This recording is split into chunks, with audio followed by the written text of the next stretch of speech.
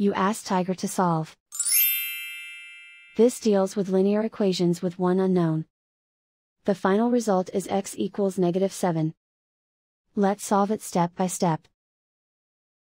Group all constants on the right side of the equation. Add 5 to both sides. Simplify the arithmetic.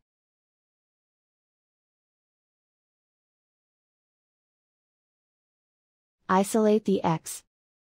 Divide both sides by -3. Cancel out the negatives. Simplify the fraction. Move the negative sign from the denominator to the numerator. Find the greatest common factor of the numerator and denominator. Factor out and cancel the greatest common factor. And so the final result is x equals -7.